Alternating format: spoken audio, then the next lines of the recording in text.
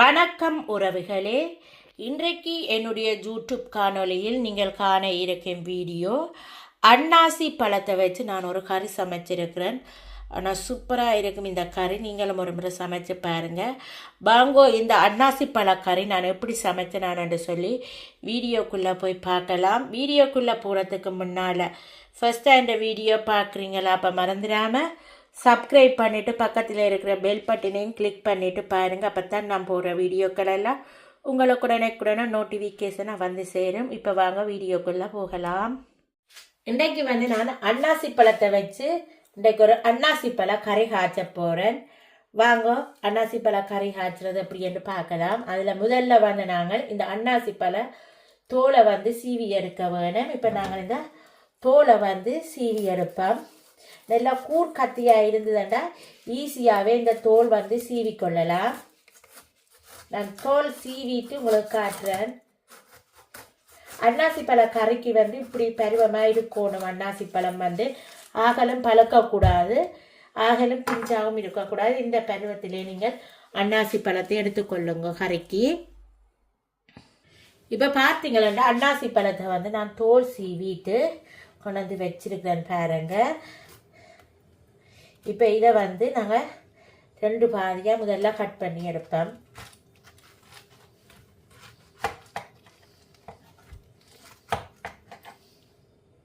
இப்போ 2 பாதியாக கட் பண்ணிவிட்டு பேர்ந்ததை நீங்கள் உங்களுக்கு தேவையான சைஸில் இந்த அன்னாசி பழத்தை வெட்டி கொள்ளுங்க.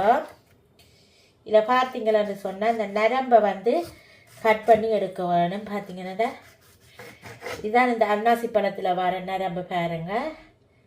கட் பண்ணி எடுத்துட்டேன்.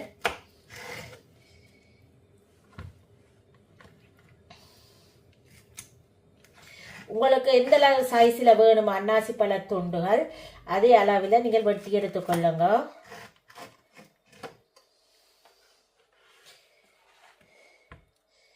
இப்போ நான் சின்ன இப்படி நீள பீஸுகளாக கட் பண்ணி வச்சிருக்கிறேன். இதை இப்போ எங்களுக்கு துண்டுகள் எந்த துண்டு தேவையோ அதுக்கேற்ற சைஸில் நான் கட் பண்ணி எடுக்க போகிறேன். பாருங்கள், நான் இந்த துண்டுகளாக கட் பண்ணி எடுக்கிறேன்.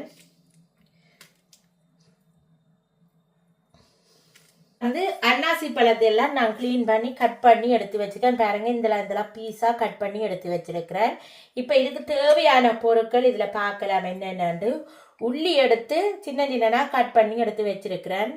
இது தூள் எடுத்துருக்கிறேன். சின்ன வெங்காயம் கொஞ்சத்தை சின்ன பீஸாக கட் பண்ணிவிட்டு மற்றதை முழுசாக வச்சுருக்கிறேன். பச்சை மிளகாய் நான் 2 எடுத்து 2ஆக கீறி எடுத்து வச்சுருக்கிறேன். இது சரியான உரைப்பு மிளகாண்டபடியாக நான் அப்படி எடுத்துருக்கிறேன். கருவேப்பமிலி எடுத்துருக்கிறேன். இது மிளகுத்தூள் எடுத்துருக்கிறேன். இது தனி மிளகாய் தூள் சில்லி ஃப்ளேக்ஸ் எடுத்து வச்சுருக்கிறேன். இப்போ இது இவ்வளோ தான் தேவையான பொருட்கள். மீதி பொருட்கள் நான் கறி காய்ச்சும் போது உங்களுக்கு சொல்லுறேன். இப்போ இதை மசாலாவை போட்டு நாங்கள் மிக்ஸ் பண்ணி ஊற வைப்போம். இப்போ ஒரு மிக்சிங் பவுல் எடுத்துருக்கிறேன். இதில் எடுத்து வச்சிருக்கிற அன்னாசி பழத்தை நான் இதில் போட்டுக்கொள்ளுறேன். இதில் இந்த சில்லி ஃப்ளேக்ஸையும் நான் போட்டுக்கொள்ளுறேன். மற்ற இந்த மிளகுத்தூளையும் இதில் போட்டுக்கொள்ளுறேன். அடுத்ததாக மிளகாய்த்தூள் உங்களுக்கு உரைப்பு எவ்வளோ தேவையோ அதுக்கேற்ற மாதிரி போட்டுக்கொள்ளுங்க. இதில் இப்போ நான் 1/4 ஸ்பூன் மஞ்சத்தூள் போட்டுக்கொள்ளுறேன். கொஞ்சமாக போட்டுக்கொள்ளுங்க மஞ்சத்தூள். இப்போ இந்த அன்னாசி பழத்துக்கு ஏற்ற மாதிரி கொஞ்சமாக நான் உப்பு போட்டுக்கொள்ளுறேன். இந்த உப்பு இந்த மசாலாவெல்லாம் இந்த அன்னாசி பழத்தில் ஊற வேணும். அதுக்காக முதல்ல இது எல்லாத்தையும் நல்லா மிக்ஸ் பண்ணி ஒரு 10 இருந்து 15 நிமிஷம் அப்படியே ஊற வையுங்க. அப்போத்தான் இதில் இந்த உரைப்பு உப்பு எல்லாம் நல்லா மசாலாவெல்லாம் நல்லா ஒட்டி பிடிக்கும். 15 நிமிஷம் அப்படியே ஊற வைப்போம். இப்போ இந்த அன்னாசி பழ கறிக்கு எண்ணெய் விட்டிருக்கிறேன். எண்ணெய் மண் சட்டியில் தான் நான் சமைக்க போகிறேன். அன்னாசி பழ கறி நீங்கள் மண் சட்டியில் சமைச்சா தான் ஒரு நல்ல டேஸ்ட்டாக இருக்கும். அதால் நான் இப்போ மண் சட்டி வச்சு எண்ணெய் விட்டுருக்கிறேன். எண்ணெய் சூடேறிட்டுது. இதில் நான் 1/4 ஸ்பூன் கடுகு போடுறேன். இப்போ இதில் வந்து கொஞ்சமாக பெருஞ்சீரகம் போட்டுக்கொள்ளுங்க. இப்போ இது ரெண்டும் வந்து நல்லா பொரியட்டுக்கும். இப்போ இதில் வந்து நான் ஒரு பிரிஞ்சி இலையும் கொஞ்சம் பட்டையும் போட்டிருக்கிறேன். இப்போ நாங்கள் கட் பண்ணி எடுத்து வச்சிருக்கிற இந்த வெங்காயத்தையும் முழுசாக இருக்கிற வெங்காயத்தையும் ஒன்றாகவே சேர்த்து போடுவேன். இதில் நல்லா வதங்கட்டுக்கும். இந்த வெங்காயம் வந்து நல்லா கோல்டன் ப்ரௌன் வரும் வரையும் நாங்கள் வதக்க வேணும். அடுப்பை வந்து கொஞ்சம் கம்மி தீயில் வச்சுக்கொள்ளுங்க.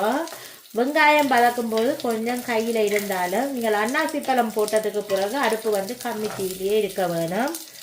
இப்போ இது நல்லா கோல்டன் ப்ரௌன் ஆகட்டுக்கும்.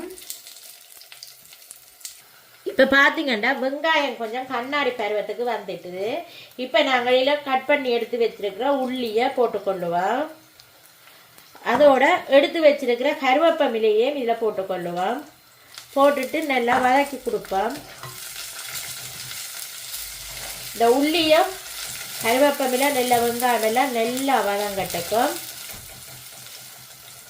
ஒரு 5 நிமிஷத்துக்கு அப்புறம் பார்க்கலாம். இப்போ நாங்கள் இதில் கட் பண்ணி எடுத்து வச்சிருக்கிற இந்த பச்சை மிளகாயை நான் இதில் போட்டுக்கொள்ளுறேன். உங்களுக்கு உரைப்பு எவ்வளோ தேவையோ அதுக்கேற்ற மாதிரி போட்டுக்கொள்ளுங்க. இந்த பச்சை மிளகாய் வந்து சரியான உரைப்பு, அதால் நான் 2 மிளகாய் தான் போட்டிருக்கிறேன். இந்த அன்னாசி பழ கறிக்கு வந்து நீங்கள் சின்ன வெங்காயம் தான் பாவிக்கணும். சின்ன வெங்காயம் பாவிச்சிங்களேன்னு சொன்னால் தான் நல்லா டேஸ்ட்டாக இருக்கும். இப்போ இது நல்லா வதங்கட்டுக்கும். இப்போ பார்த்தீங்களா வெங்காயம் போட்ட உள்ளி எல்லாம் நல்லா வதங்கி வந்துட்டுது. இப்போ இதில் நாங்கள் வந்து அன்னாசி பழத்தை போட்டுக்கொள்ளுவோம். மசாலா போட்டு நான் மிக்ஸ் பண்ணி வச்சுருக்கேன். இந்த அன்னாசி பழத்தை இதில் போட்டுக்கொள்ளுறேன். உங்களை பார்க்கவே தெரியும் பாருங்க எப்படி மசாலா அந்த அன்னாசி பழத்தில் நல்லா பிடிச்சி ஊறி இருக்குன்னு சொல்லி. அடுப்பை கம்மியாக வச்சுட்டு இதை நல்லா மிக்ஸ் பண்ணிக்கிறோங்க. இதில் கொஞ்சமே நீங்கள் தண்ணி விட தேவையில்லை. அன்னாசி பழத்தில் இருக்கிற அந்த நீர் தன்மை வந்து இறங்கி வரும். இதை நல்லா மிக்ஸ் பண்ணிவிட்டு அடுப்பை வந்து நல்லா கம்மி தீயில் வச்சுட்டு இதை மிக்ஸ் பண்ணுங்க. இதை அப்படியே நாங்கள் ஒரு 5 நிமிஷம் மூடி வைப்போம். இப்போ வந்து 5 நிமிஷம் ஆயிட்டு நாங்கள் ஓப்பன் பண்ணி பார்க்கலாம். ஓப்பன் பண்ணிவிட்டு நல்லா வரையா மிக்ஸ் பண்ணிக்கிறோங்க. 5 நிமிஷத்துக்கு ஒருக்கா ஓப்பன் பண்ணி நல்லா மிக்ஸ் பண்ணி கொடுத்துக்கொள்ளுங்க. இப்போ நாங்கள் இதை திருப்பியும் மூடி வைப்போம். இப்போ வந்து ஓப்பன் பண்ணி பார்ப்போம். இதில் வந்து உப்பு செக் பண்ணி பாருங்க. உப்பு காணாட்டி நீங்கள் திருப்பியும் கொஞ்சம் உப்பு போட்டுக்கொள்ளலாம்.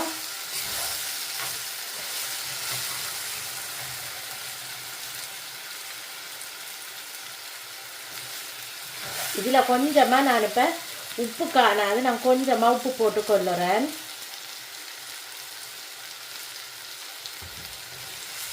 போட்டுட்டு இதை நல்லா மிக்ஸ் பண்ணிக்கிறோங்க. இந்த அன்னாசி பழ கறிக்கு வந்து நான் கொஞ்சமாக தேங்காய் பால் விடுறேன். தேங்காய் பால் விட்டு நீங்கள் இதை நல்லா மிக்ஸ் பண்ணிக்கிறோங்க.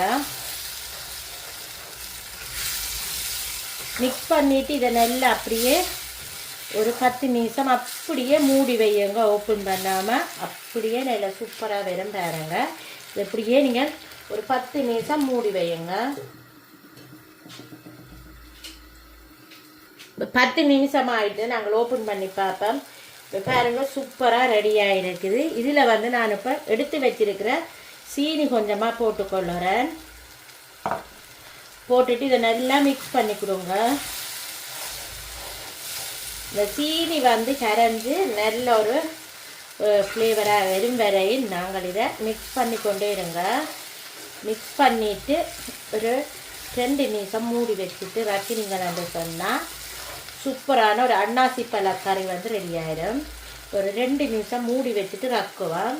இப்போ பார்த்தீங்களான்னு சொன்னால் அன்னாசி பழ கறி வந்து சூப்பராக ரெடி ஆகிருக்கு பாருங்கள். உங்களுக்கு இந்த அன்னாசி பழ கறி வந்து பிடிச்சிருந்தா மறந்துடாமல் சப்ஸ்கிரைப் பண்ணிவிட்டு பக்கத்தில் இருக்கிற பெல் பட்டனையும் கிளிக் பண்ணிவிட்டு பாருங்கள். அப்போ தான் நான் போடுற வீடியோக்கள் எல்லாம் உங்களுக்கு உடனே நோட்டிஃபிகேஷனாக வந்து சேரும். ஓகே ஃப்ரெண்ட்ஸ், இதே மாதிரி இன்னொரு ரெசிபியுடன் உங்களை சந்திக்கும் வரை உங்களிடமிருந்து விடை பெறுவது உங்கள் நான். பாய் ஃப்ரெண்ட்ஸ், நெக்ஸ்ட் வீடியோவில் சந்திப்போம்.